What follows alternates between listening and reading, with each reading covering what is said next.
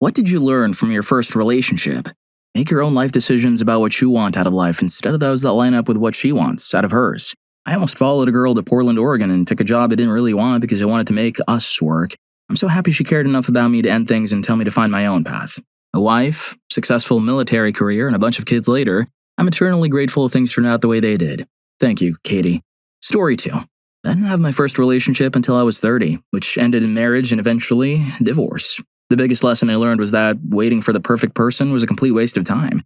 I had a very difficult time dating when I was younger, putting too much pressure on each day to be something special. The marriage taught me that I could actually be desirable and gave me confidence going forward. The divorce, on the other hand, made me a much more guarded and uncaring person. It turns out the uncaring part made it easier to go on dates with less anxiety, but harder for them to mean anything later on. Story 3. Mental health is a real challenge. You can and should do everything to help your partner, but there comes a point where the best thing to do is just let go. You shouldn't have to constantly walk on eggshells around them. They shouldn't make you feel guilty for not wanting to cuddle anymore after cuddling for a few hours, even though that's what makes them happy. For example, asking, "Do you not like cuddling?" can feel like a form of gaslighting. The point is, you should absolutely do what you can to help them get better. Don't just ditch them, but unfortunately, sometimes it's not worth staying, and you need to do what's best for you. Story 4. My first relationship lasted over 4 years. Here's what I learned. The negative lessons. Long distance sucks. Even in the most determined of circumstances, one or both people will begin to lose their passion for the other person. I need to feel like I have some kind of priority in my partner's life and not let everything in their life overrule my needs. I need to advocate for myself when once or twice becomes a trend. A long-term relationship should never fall into complacency. Don't assume that just because they're always there, they always will be. Don't allow your whole life to revolve around them. If they leave, you'll have the rug pulled out from under you socially. Maintain and keep your other relationships healthy while being with your person. The positive lessons. How to truly love. How to provide a feeling of safety. How to feel victory with someone else's wins. How to pour your soul and emotion into something for another person to make them feel completely happy, regardless of how long it may last. And finally, years after the actual breakup itself, I'm still figuring out how to reflect on it and heal. It's like a book I keep rereading. Every time I go through it, I interpret new parts of it and learn a little more about myself and about what happened between us. I won't have all the answers in the end, but I've got most of what I need to move forward. Anything left just needs to be set aside and left behind, or else I'll be eternally lost in the boundless puzzle of it all. Story 5. Even if you're young and socially awkward, you should go on dates. Otherwise, it will just feel like a very committed friendship. This was eye-opening for me because I only felt he was a good friend I cared about, not a significant other. The only day we went on was playing Halo at his house and going to a movie afterward, while his mom breathed down our necks the whole time. We were like 15. It's not a bad thing at all, but we had been together for 3 years, and it definitely made me realize he was a good friend in my eyes. We still talk on occasion, even 10 years later. Story 6. A few things, to be honest. I'm sorry this ended up being quite long. Buckle up, I guess. You're allowed to say no or have negative feelings. I always tried to be positive, which led me to be a doormat and become frightened of any negative thought directed toward my partner. What gaslighting looks and feels like. I remember being scared to end the relationship because I feared he would harm himself and I would be the cause. What SA is, or can be, the fact that that's what happened to me didn't click until 4 or 5 months after we split. It was, and still is, the most gut-wrenching thing to look back on. Mental illness is an explanation, but rarely a feasible excuse. It's very likely my ex's autism, which would explain why he only left the house or even his bedroom when he desperately needed something. Otherwise, I was basically stuck in his bedroom for an entire weekend. We only saw each other weekly or bi-weekly. I have communication issues. This ties into the first point as well. Don't get me wrong, I had communication issues too, but pinning all the blame on him would be unfair. Although I'm a lot better now, I still have a way to go. We don't have to text each other all day, every day. It was usually him who would text me regularly, getting worried if I didn't respond within what felt like 0.2 seconds. After all of this, I've learned to be more cautious of myself and what I'm looking for in a partner. It's been a year since I split with my ex, and about 3 months ago, I began a relationship with a friend of 2 years. We only get to see each other in person every 2 to 3 months, and it's usually a case of him coming to me. However, this summer I want to go to him. Anyway, I'm, again, sorry for this being so long. Thanks if you read to the end. I'm very grateful. Story 7. Going on a break actually means I want to try someone new with zero guilt and have you wait for me on the sidelines in case things don't work out. That and growing apart happens. It's not a bad thing, it just is. So no matter how good a relationship is, it's always important to focus on you as an individual. What do you want in life? And if your partner left, cheated, or passed away, would you still want those things? As I've gotten older and am now so far removed from my first real relationship, I've come to appreciate how good it was and the good relationship habits we gained from it. The going on a break thing was a blindside, but I guess we were at different phases in our lives when we went to separate colleges. What it did teach me, though, was to tear Band-Aid off quickly and start the moving on process as soon as possible in other parts of my life. I just kept deluding myself into thinking she needed some space and would want to come back eventually, but it just prolonged the hurt. The relief only came when I insisted on a yes or no and got the no. It hurt big time, but it was absolute, so I could now start thinking about what the heck I was going to do without her. There were many more good times than bad, so it wasn't a total loss. Keep on keeping on. Story 8. I'm still in my first relationship. We've been together for 5 years and are about to get married. I've learned so much, and we both have. I've learned that if I can be a toxic person and that everyone is capable of having toxic moments, but that's just being human. The important part is whether or not you or your significant other is self-aware enough to own up to it and try to be better. I've learned how to truly compromise and exist with another person. That was really hard to learn. I've learned that you have to stick with your person through tough times and sometimes turn your brain and needs off to take care of the other person. It isn't always 50-50, and that's okay. Relationships are something you work on. Sometimes giving up seems like the best option, but you have to just smile through the hard times if you find true happiness with this person. Story 9. In my first relationship, I learned that my best friend or boyfriend was gay. I didn't mind dating a girl because it got him more attention and respect from other guys. I was willing to end the relationship and friendship over his willingness to use me like that. From my second relationship, I learned that I don't tolerate being cheated on. I dumped him on the spot and never reconsidered despite all the whining, begging, and attempts to gain pity. From my third relationship, I learned that friends and teachers would pressure me to stay in a toxic or cruel relationship if the outward appearance was pretty enough. I also learned how to leave anyway. For my fourth relationship, I learned that a good man wouldn't push or demand more than I could give.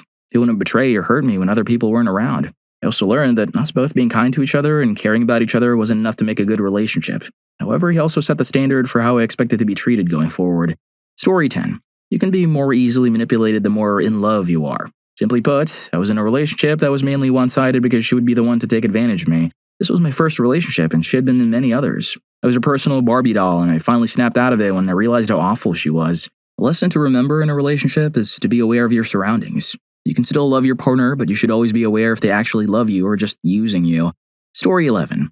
You need to know what you won't negotiate on, what you will negotiate on, and what you really don't care about.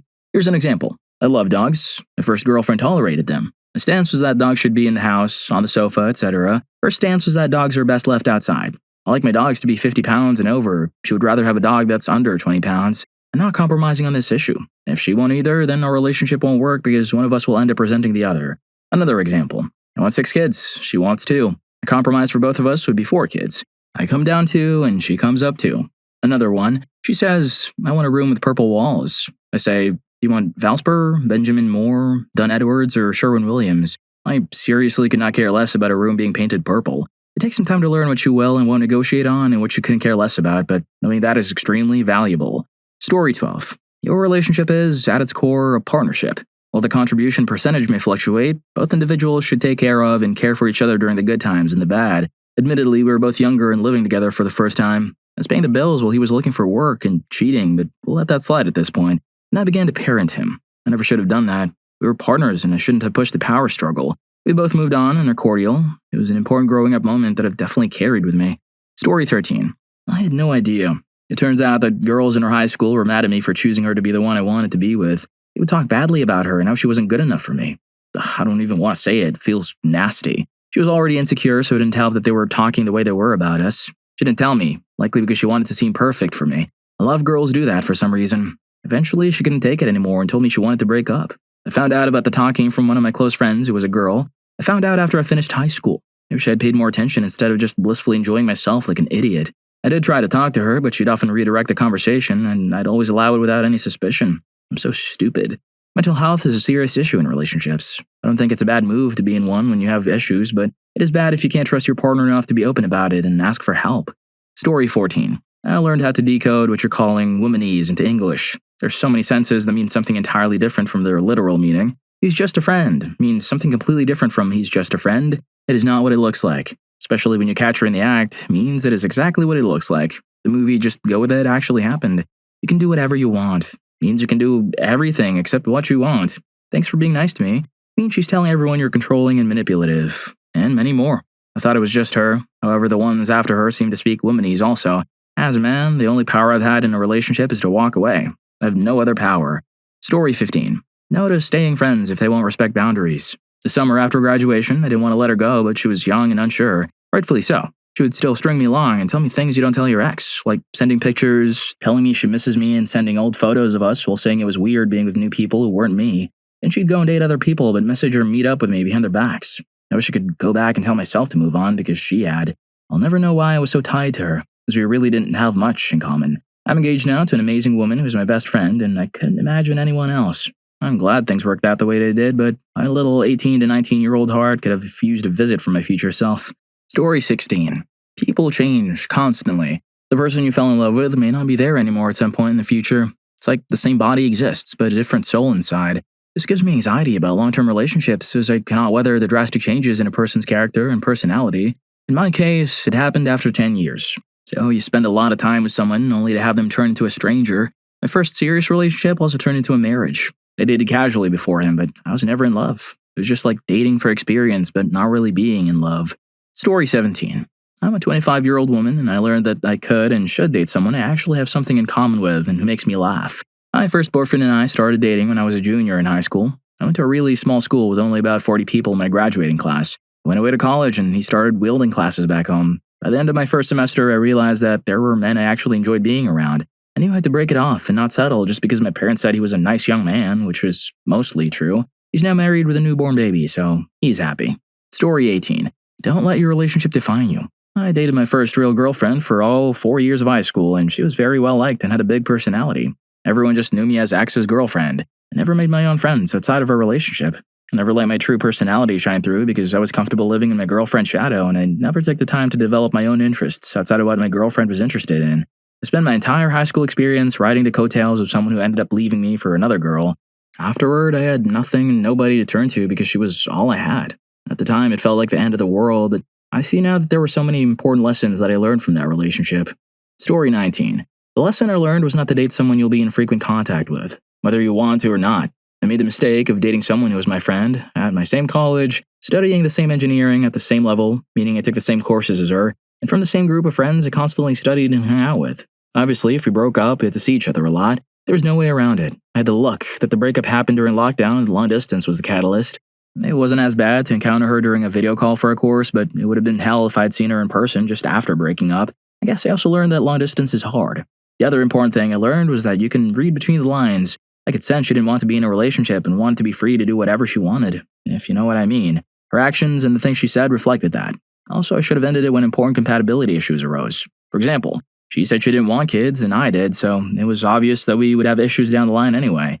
Story 20. Do they make you happy? And I don't mean just in the bedroom. Do they make you happy when you're doing mundane tasks like grocery shopping? Do they make you happy when you're having a stressful time? Do they make you happy when you're doing your hobbies, even if they know little or nothing about them? They don't need to check every single box or have every interest you have. If you try that route, you'd be better off married to your clone. I split with a girl who was quite honestly perfect for me, but I let the very few boxes she didn't check get into my head and break up with her. It took me 7 years and many failed dates to find the next perfect person for me. Story 21. It's just a relationship. It's not a requirement for life. It's a bonus when you find one that is healthy and rewarding. I let this girl make me feel like a king one day and absolute trash the next. My whole existence was to make the relationship work. I thought if we broke up, who would I be? What would I do? Would I survive? She left me for someone she's now married to, and it hurt for a little bit, but then what? I got over it. I'm more mature now, and can't ever imagine being that stupid again. Letting someone have that much control over my emotions? Now I'll be single until I'm old for all I care, until I'm absolutely sure the next relationship is worth the investment. Story 22. Not much, as I was just doing what I was told to do. Find a man who would provide a white picket fence, 2 kids, and enough money so I could stay home. I went through the motions throughout my first 3 relationships without learning or feeling anything for the people I was with. Thankfully, intimacy never factored into the relationships, and none of them really pressured it. After meeting my now husband, I learned what it meant to feel certain things. I learned that love was meant to be felt both ways and that it was important that I felt safe. I learned that connection was key in everything we did. Story 23. My first real relationship was with my high school sweetheart. For him, I learned what love was. It scared me and I ran because I didn't understand it and couldn't give it the respect that love demands.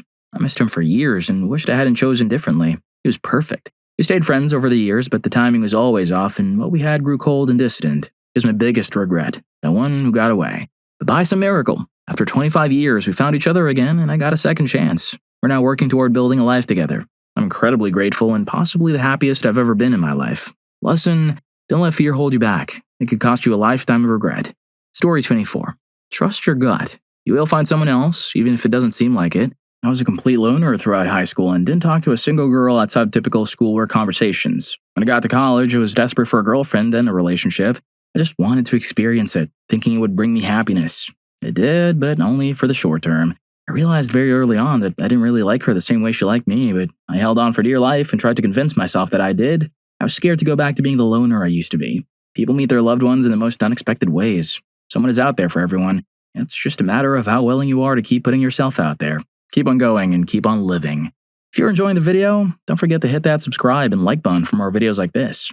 Story 25. I'm not going to count my first relationship because it was immature as heck. However, after my first love ran its course, and not on an amicable note, by the way, I learned that my selfishness needed to be corrected. I was humbled by the intense heartbreak I experienced and understood that a relationship involves two people, not just myself. I'm by no means a perfect partner, but after that first true love, I learned that it takes two to tango. I can't expect my partner to respect my expectations while not respecting theirs. Story 26. I learned a lot. You deserve to be taken out on dates, have your time and effort respected, and be made to feel special and wanted. If he cheats on you, break up with him. If you don't share views on money and savings, it will drive you both crazy. If he gets mad at things you did or things that happened to you before you even got together, break up with him. I've only been in one relationship, so what do I know, but I feel like I honestly learned everything I needed to know from this one awful guy. Now I know exactly what I'm looking for in a partner. Story 27.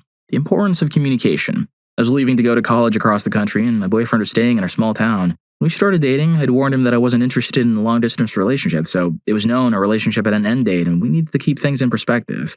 As the summer went on and my departure neared, we just didn't talk about it. Neither of us shared how we were feeling. I obviously continued working and enjoying every today. He seemed a little stressed, but I figured it was understandable. Moving day came, and we said our goodbyes the day before. That night I was on the phone with a friend, and she said, "Oh, and I wanted to let you know I'm sorry about you and C breaking up at the end of July. I meant to say something earlier. The end of July? It was the third week of August. Came to find out that he'd started spending time with A, who was under the impression that he and I had broken up. A had been telling her friends that they were a couple as of 2 weeks prior. I didn't let on to my friend that we hadn't broken up until that very day. It was a small town. I didn't want the drama. I did call C, though. They told me how he'd been feeling. He also said the reason he didn't break things off when we first became interested in A was because I was so happy about starting the next phase of my life and he didn't want to upset me. I figured to just let it ride. Here's the thing. Had he just told me that he was feeling cut off from me and had started to be interested in A, I would have stepped aside and been genuinely happy for him. I'd known A for years and liked her. And if I had just communicated to him that I understood it wasn't fair to him that we had an expiration date, that if he wanted to move on earlier, I completely understand. I believe he would have been open about things. So it was a definite communication failure. I've worked hard to not repeat that mistake ever since. Notably, I never told A and was genuinely happy to find out they married a few years later, although sadly they've since divorced. Story 28. Don't tell someone you love them if you don't mean it. Or in a way they take more seriously than you do. I liked this guy and loved him as a person, but friends matched us up and there was no romantic attraction for me. He was a good kisser, but incredibly emotionally mature, which I was still to an extent, but he was younger than me and I really felt it. Don't dump or split from a text. It was a crappy thing to do, but at the time I felt like I had no choice. He was becoming a bit obsessed, and any mention of the idea that we would not be together brought tears to his eyes. His family was incredibly annoying, and I had the strongest feeling he was gay or bi and was really struggling with his feelings, overcompensating by drowning me with his devotion without really listening to who I was or letting me know more about him. The entire relationship felt like a child's, just a relationship to be in one. I tried to let him down gently, but he wasn't having anything to do with it, and frankly, after 2 months of it, I sent him a kind but long text.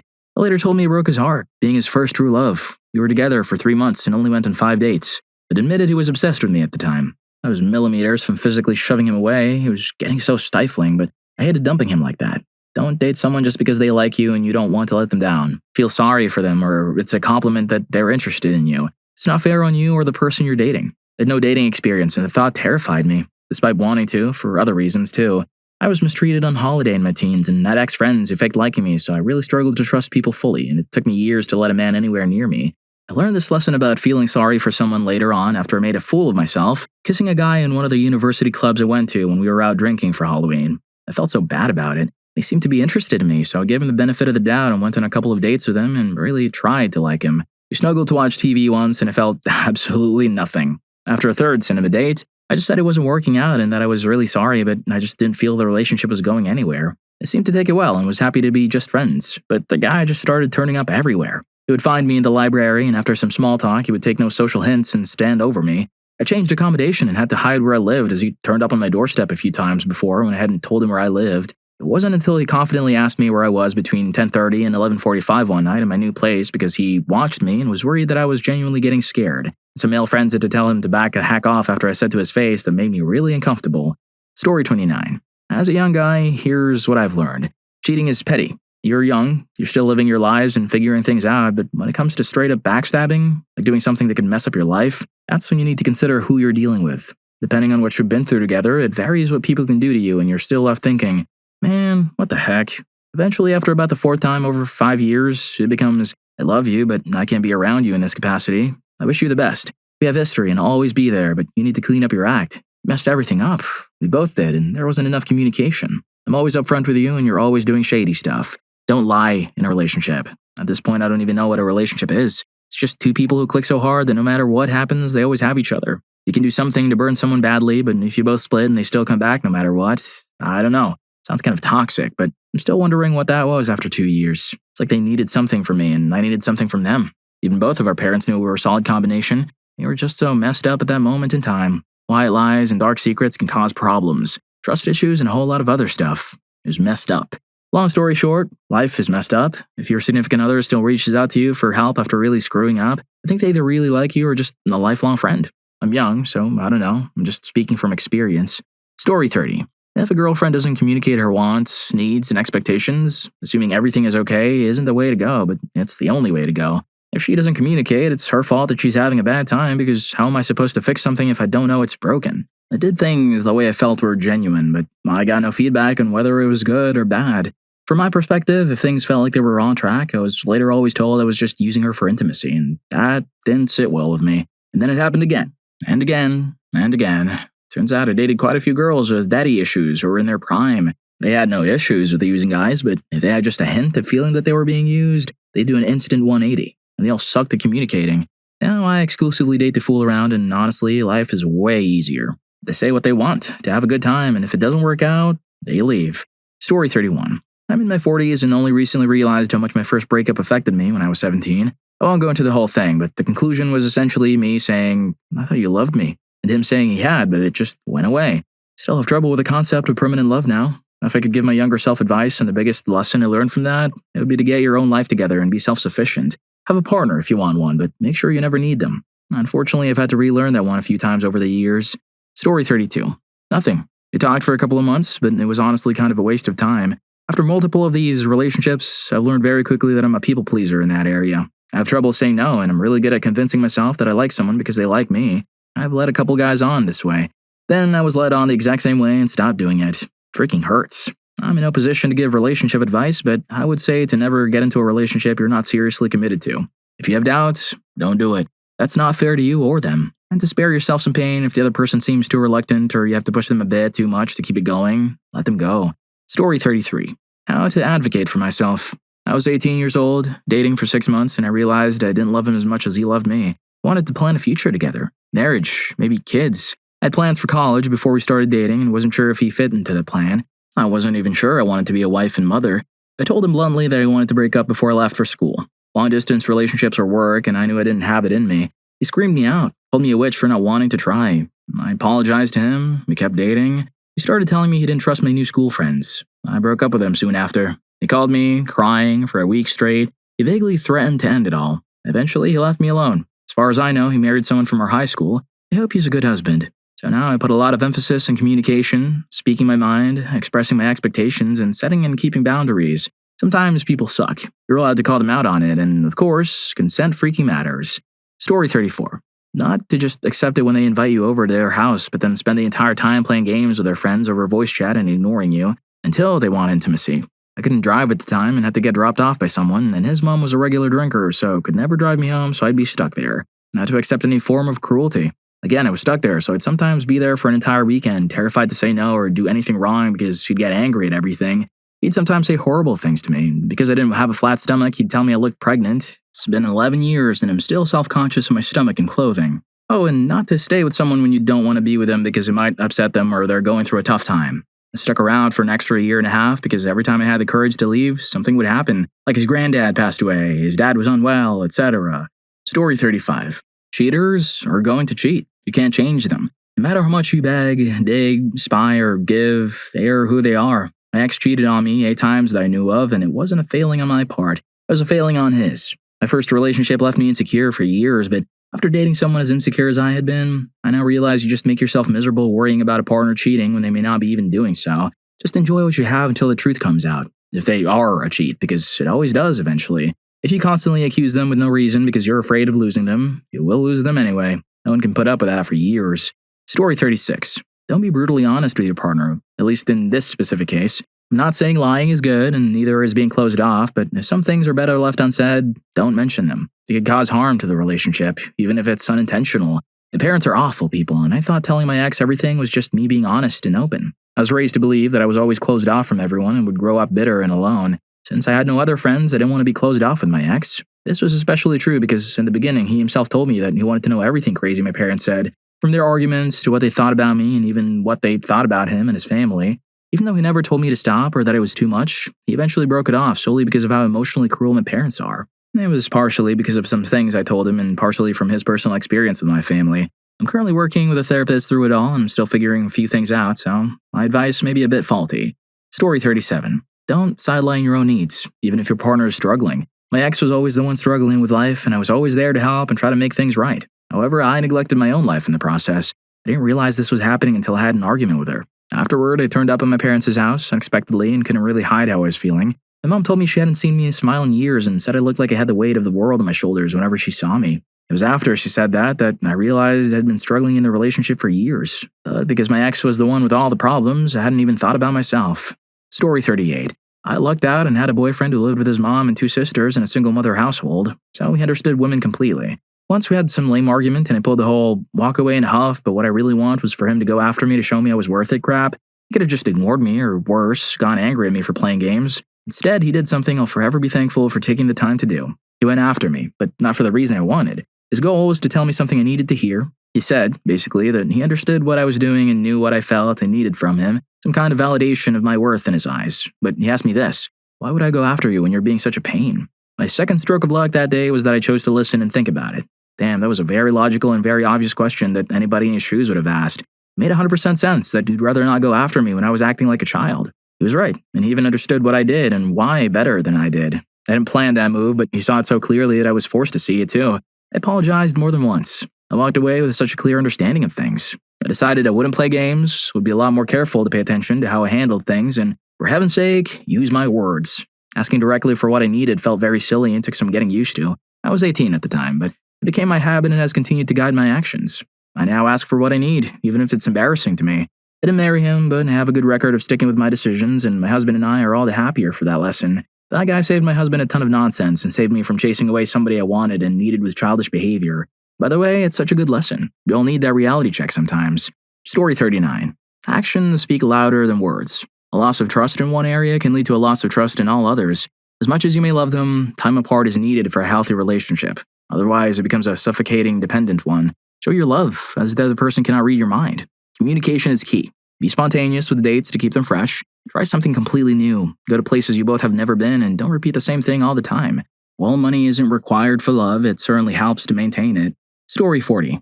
Follow your gut feelings and never accept someone who demeans you, even in a joking manner. Don't stay with someone who gaslights you when you get an attitude with them and they become physical with the excuse, "You made me do it. You pushed my buttons to be this way." Don't fall for someone who acts up when you try to leave time and time again. It's not love, it's codependency. Don't get into a relationship when you're not in the right state of mind. Don't let someone take over every aspect of your life so that you're essentially living in their world. Don't let them tell you who you are, and even when they've convinced everyone else that you're this bad and narcissistic guy, just remember who left first and who wanted to leave. It wasn't her. She taught me a lot of lessons, and it ultimately led me to my first love, who actually showed me what a healthy relationship looks like. Story 41. Sometimes life forces people to move away, no matter how you feel. At 15, my first girlfriend had to move away with her family after a year of us dating because her mom passed and she had to go live with her dad. At 18, I had to move to a different country and leave my second girlfriend behind, whom I wanted to marry because it was a great opportunity for me to get a better education in life. In both of these occasions, I was young and felt like I had no control over the situation. At 26, I filed for divorce from my third relationship after we were apart for 2 years due to military orders where I could not bring her.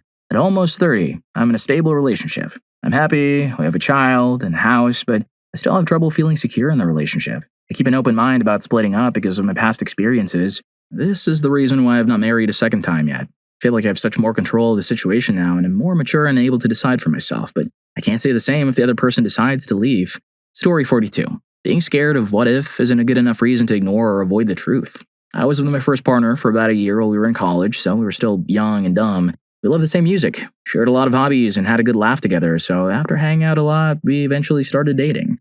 As time went on, we just got super comfortable and made a little effort, which, when you're 18, is pretty bad. The thing is, I'm very affectionate, so I enjoyed what little affection I was getting. I was scared to confront him about whether the spark had gone out, so I just kept it going. I was also worried that if we broke up, it would shatter our friend group.